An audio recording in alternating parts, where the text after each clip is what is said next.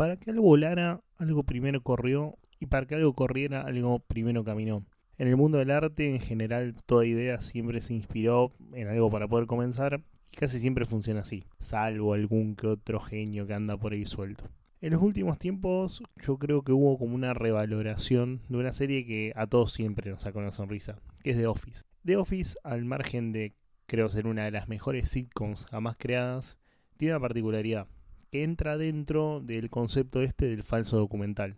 Es decir, que a nuestros personajes los sigue una cámara que está documentando todo lo que vemos y ellos saben de la existencia de esa cámara y justamente es por eso se siente y se ve como un documental. En el momento que salió fue todo una innovación y fue una de las cosas que marcó la diferencia para que esta sitcom tuviera algo especial. Pero como dije antes, pocas cosas en el mundo del arte salen de la nada. En general de algún lado se inspiraron y acá es donde aparece la película de la que vamos a hablar hoy y de la que fue la que definitivamente consolidó el género de los falsos documentales, de Spinal Tap.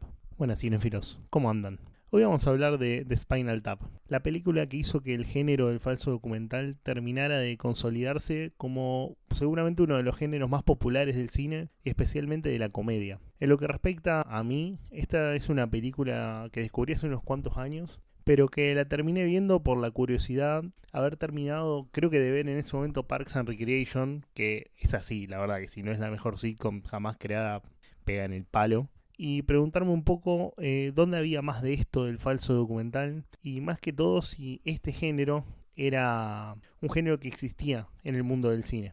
The Spinal Tap no fue el primero del género en estar en la gran pantalla. De hecho, una de las películas que se nombra como precursores de este estilo, de este género, fue Crónica para un futuro, que es una película argentina que usa el falso documental como género para hablar de las características de los productos de una empresa. De hecho, tampoco fue la última. Como ya dijimos, The Office, Parks and Recreation, lo siguieron en el mundo de las series. Y en el cine actual tenemos películas como, por ejemplo, Borat, de Sacha Baron Cohen, que se aprovecha de este género. Pero la verdad es que The Spinal Tap es seguramente no solo la mejor del género, sino de las mejores comedias inglesas jamás creadas. Pero vamos un poco a la ficha técnica para entender de qué estamos hablando. La película es dirigida por Rob Reiner, que es un director de origen estadounidense que salta a la fama primero como actor por ser el protagonista de All in the Family, una comedia que fue muy, pero muy exitosa en los años 70. Pero como director tuvo una carrera bastante buena. De hecho tiene películas en su espalda como Cuando Harry conoció a Sally, Cuestión de Honor, Misery, Mi querido presidente, The Story of Us o Antes de partir, por ejemplo. Este tipo claramente es un fenómeno, pero honestamente de toda esa lista de películas, Cuando Harry conoció a Sally me encanta. Pero The Spinal Tap creo que fue la piedra fundacional de su carrera y seguramente su mejor película. Una curiosidad es que su primera dirección antes de hacer Spinal Tap es un piloto que dirigió que se llamaba The TV Show, que justamente se dedicaba a parodiar a una banda de rock llamada Spinal Tap.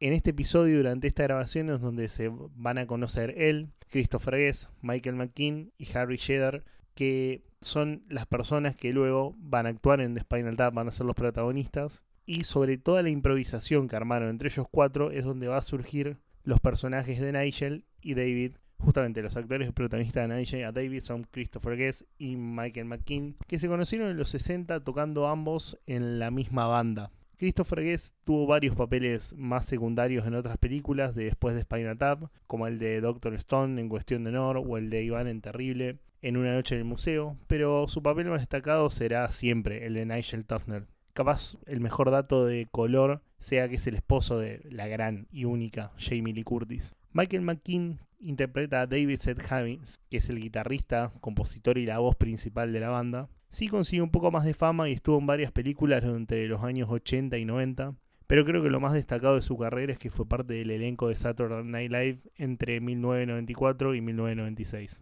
El que completa el trío de actores de esta película es Harry Shearer, que va a interpretar a Derek Smalls como el bajista del grupo.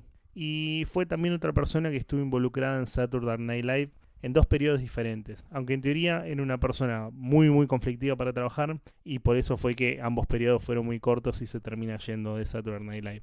Lo más prolífero de su carrera creo es que hace las voces de varios personajes de Los Simpson. Entre esos personajes está el Sargento Skinner, el Reverendo Alegría, creo que Kim Brockman y Otto, aunque creo que hace un par más también.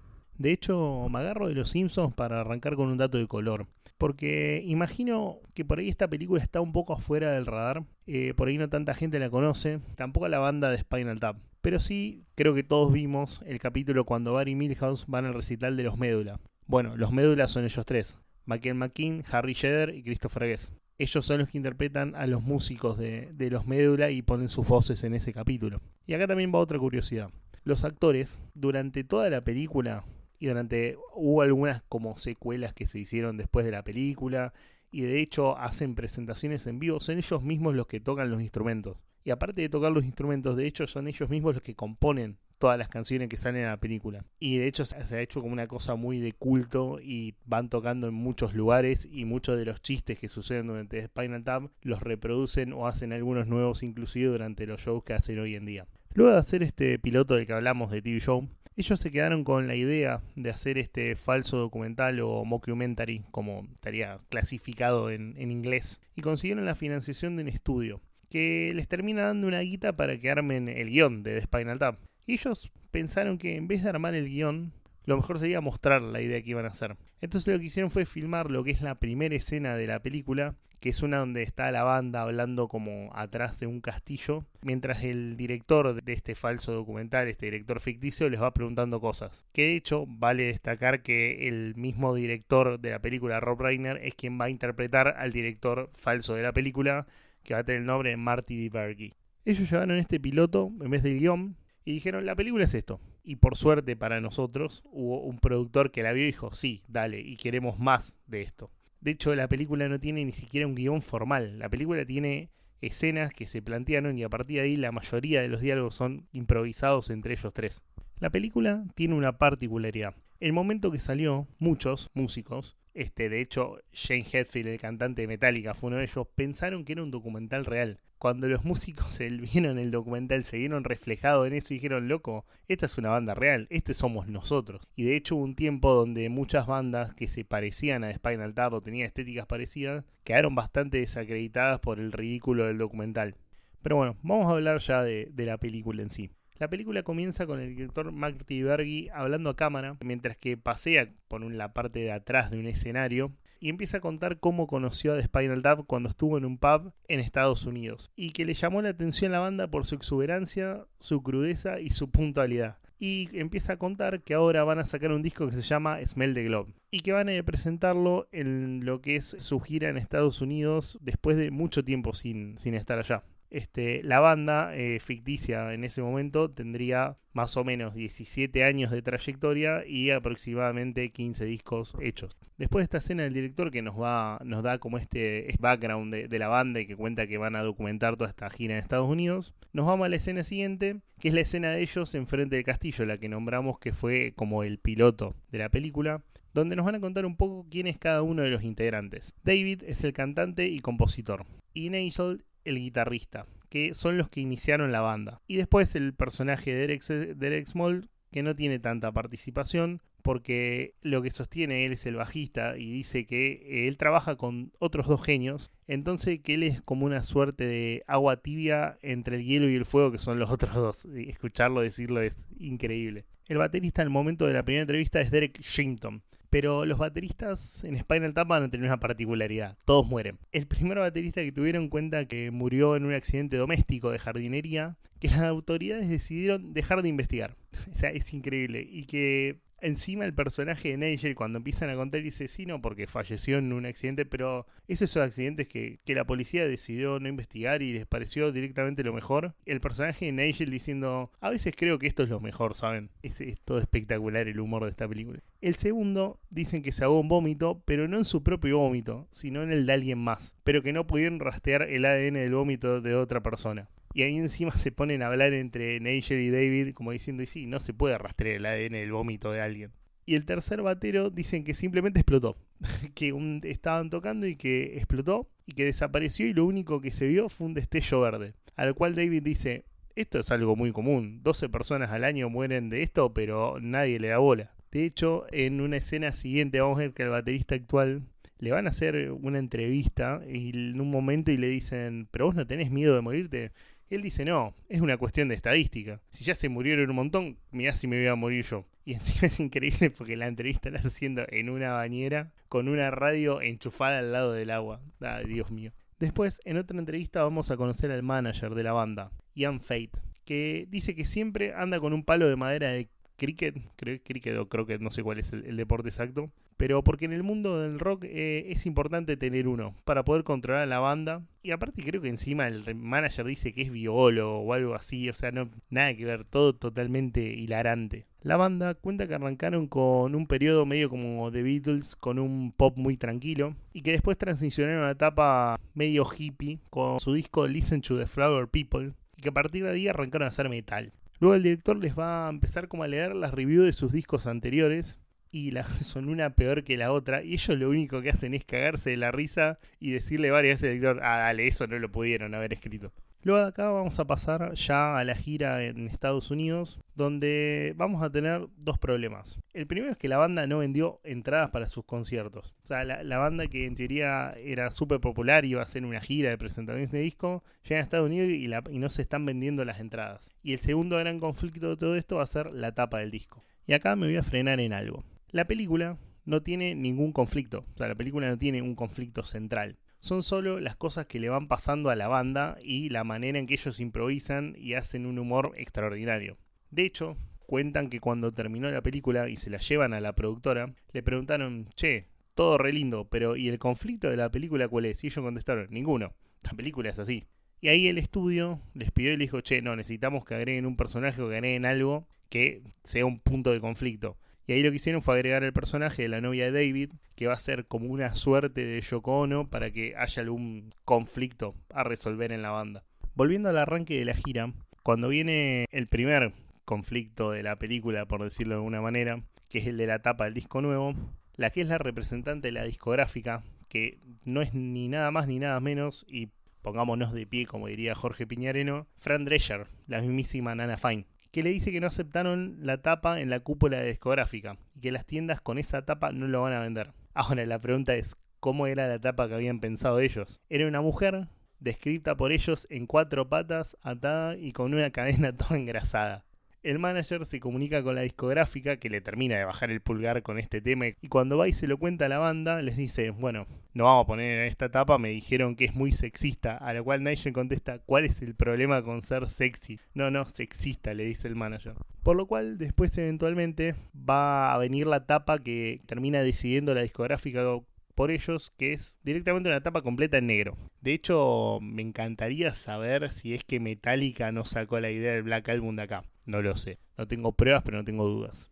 Y acá vamos a ver varias tapas de los discos anteriores de ellos, que son una peor que la otra. Todas para nada sexys, sino que súper sexistas. Listen to the Flower People y All Are the Flower People son los primeros discos de la banda. Que encima vemos como con unos flashbacks como ellos tocaron toda esta etapa en varios programas con un pop súper melódico horrible, pero que ellos dicen que es lo que pegaba en la época. De ahí van a pasar el metal, nada que ver, y el salto es increíble. Y algunos de los nombres de los discos son Intravenous de Milo, Daño Nervioso, Bend for the Rent, que traducido sería algo como Arrodillate por la renta, El Sol Nunca Transpira y un montón más. Los títulos, cuando los van contando en ellos, son ingeniales. También van a tener varios singles sueltos. Give Me Some Money, Big Bottom, Stone Age, que va a ser uno de los mejores momentos de la película cuando quieran armar una escenografía para este tema. No Place Like Nowhere, Sex Farm, que ellos describen como una mirada sofisticada del sexo, pero desde una granja, entre un montón de temas más que tienen. Dios, qué gran película esta. Y aparte, pensar que todo lo compusieron ellos. Eso lo hace 20 veces mejor. Cada uno de estos títulos, cada uno de estos álbumes, cada una de las letras palabra por palabra fue compuesta por ellos. Después de esta reunión donde sale fallida la tapa y deciden la otra, viene lo que para mí es, la escena de la película. Me va a costar hablar de la escena sin empezar a cagarme de la risa, es la verdad. El director va a ir a entrevistar a Nigel al lugar, digamos, donde... como una especie de estudio donde él guarda sus guitarras. Y esto tiene 3 momentos que son increíbles. El primero es cuando le muestran una guitarra que en teoría tiene el mejor sustain del mundo. O sea, el sustain, o sea, la capacidad de la guitarra de mantener la nota durante un tiempo. Y le empieza a decir, pero escuchalo, lo podés escuchar y no está sonando nada. Él no está tocando absolutamente nada y le dice, escuchalo. Y la cara del director que lo mira como diciendo, chabón, ¿qué me decís? La segunda, cuando le muestra una guitarra que consiguió, que le cuenta que él nunca la tocó y le pregunta al director, bueno, la puedo ver, y dice, no podés. Es más, ya la estás mirando mucho tiempo, déjala ahí, no la mires, ya está. Y después la tercera, que es cuando le va a mostrar los amplificadores y le dice, bueno, mira, los normales van hasta 10. Pero como nosotros somos la banda que suena más fuerte en el mundo, nosotros los mandamos a customizar y suenan y van hasta 11. Le pusimos nivel 11. A lo que el director le pregunta, pero ¿no era más fácil que directamente suenen más fuerte y que el 10 sea más fuerte que los otros? Y Nigel se lo queda mirando sin decir nada y lo mira como no entendiendo nada y lo mira y dice, pero este va hasta 11. Dios, qué buena película. Dato de color con esto, gracias a esta escena, los fanáticos de la película, que créanme que son muchos, créanme que la movida de Spinal Tap es gigante, declararon el 11 del 11 como el día oficial de la banda Spinal Tap. De acá ya pasamos a las escenas de la gira, y una de las primeras es, Dios mío, qué pedazo de personaje que es Nigel, la puta madre, donde están en el camarín antes de salir y se empieza a quejar del catering porque no puede armar un sanguchito con el fiambre porque no es simétrico con el pan. Cada escena de esta película es espectacular porque son como pequeños sketches de comedia conectados que son uno mejor y más hilarante que el otro. Acá también nos van a contar la historia de Nigel y David, que son amigos de la infancia y que llegaron a la fama juntos. Después tenemos varias escenas de ellos en la gira donde van pasando cosas. Por ejemplo, una es cuando tienen que salir a tocar y nunca pueden llegar al escenario porque se pierden para llegar y siempre vuelven al mismo lugar. Que de hecho dicen que a Tom Petty le pasó eso, que se perdió atrás de un escenario y nunca pudo salir a tocar. O sea, aparentemente está inclusive inspirada en cosas que realmente pasaron.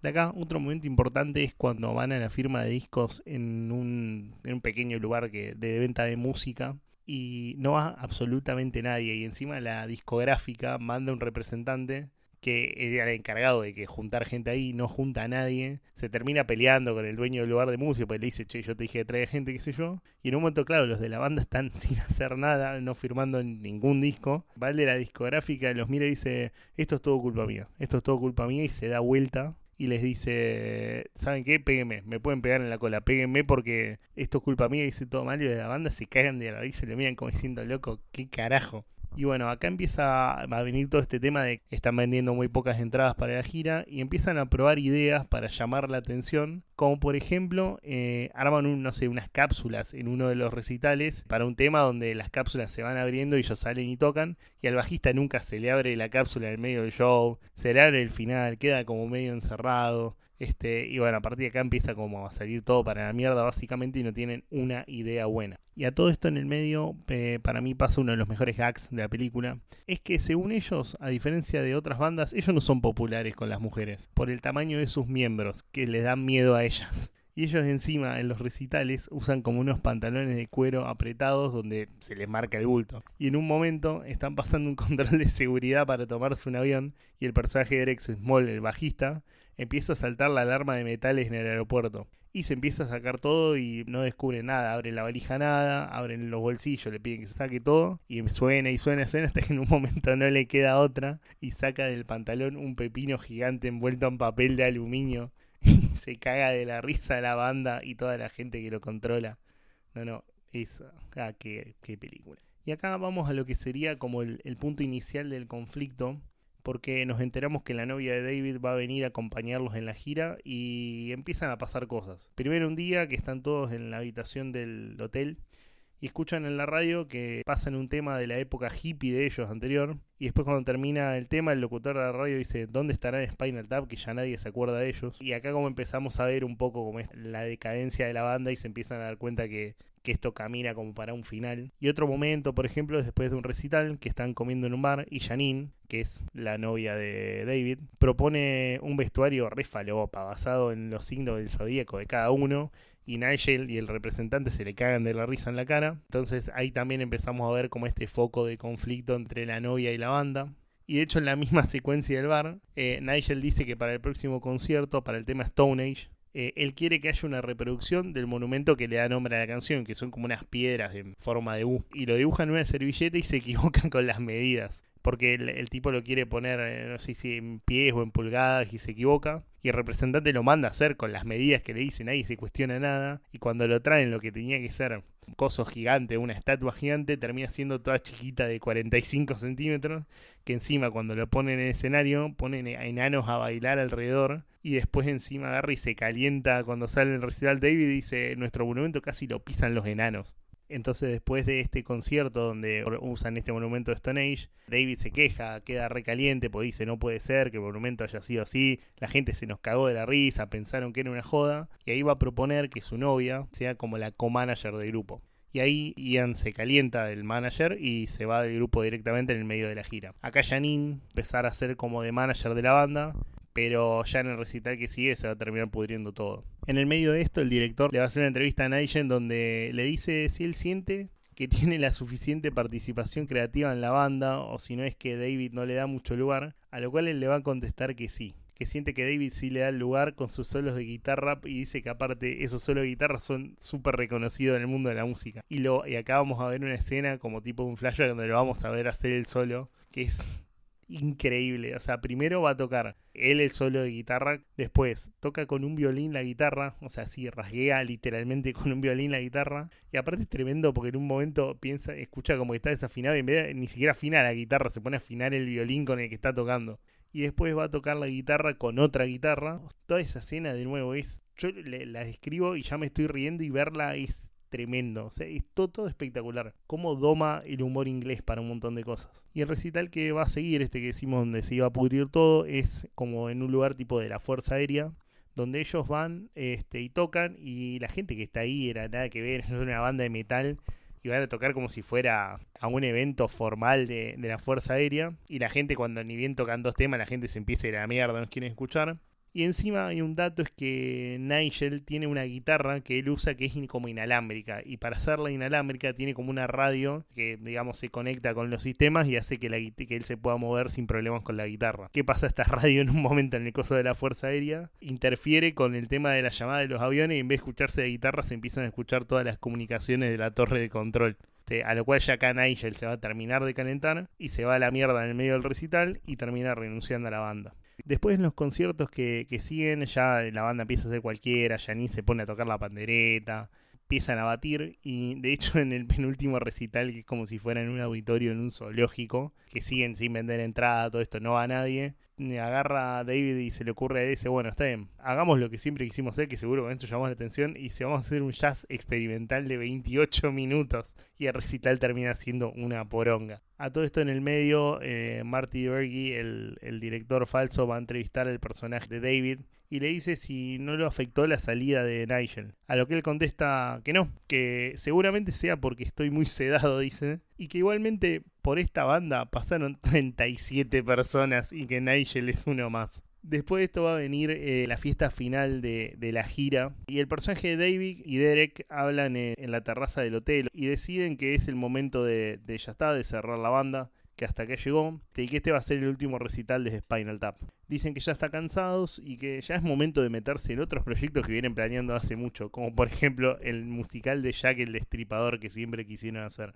Y acá viene el final medio emotivo de la película. La película es una comedia, es espectacular, me divierto cada vez que la veo. Es 1 hora 20 que es una sketch, una cosa atrás de la otra que es espectacular, pero el final emotivo me puede, la verdad, me encanta. Ya en el backstage del último recital, antes de que termine la gira, aparece Nigel otra vez porque les viene a hablar a la banda diciéndoles que Ian, el ex manager, le acaba de avisar que Smell the Globe, ese último álbum que hicieron, la está rompiendo en Japón, que está número 1, y que le ofrecieron hacer una gira allá. Y ahí medio que David en realidad lo saca de vuelo a Nigel, y Nigel se va a quedar mirando el recital de costado, y en el momento más bromance, más hermoso de la película, David lo mira y le hace señas y dice, vení, dale, toca con nosotros. Y viene Nigel, empieza a tocar la guitarra y ahí te das cuenta que lo que le faltaba a Spinal Tap era Nigel, y de hecho termina con el gag espectacular de que el baterista explota. Aparece la luz verde y aparece ya el nuevo baterista en un segundo, y terminan tocando todos juntos. En realidad la película termina con ellos de gira en Japón, con Ian de manager otra vez. Si bien la película me parece una comedia extraordinaria, que cada vez que la veo es sentarme a pasar un momento espectacular, a realmente reírme a carcajadas, tiene el gran título de ser la que realmente puso el género del falso documental en primera plana. Esta película es para revisitarla constantemente, me parece, porque está hecha con mucho, pero mucho amor por el cine. Los actores tocan los instrumentos, componen las canciones, improvisan los guiones, arman gags que son espectaculares, pensados por ellos, improvisados, que creo que merece un lugar muy importante dentro de la historia del cine. Y creo que es una película que no hay que perder oportunidad de verla porque todos le debemos mucho a esta película por lo que permitió que llegue después. Si a nosotros nos gusta The Office, nos gusta Parks and Recreation, si nos gustan un montón de series de las que somos fanáticos hoy en día, ninguna de esas hubiera existido sin The Spinal Tap.